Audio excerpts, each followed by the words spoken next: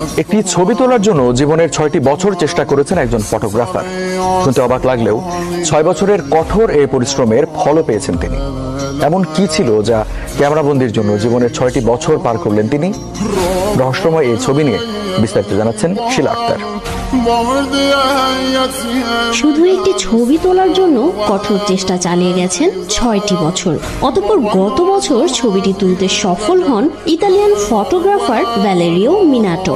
৬ বছর ধরে চাঁদের অবস্থান ও পর্যায় নিয়ে অধ্যয়ন করেছেন তিনি।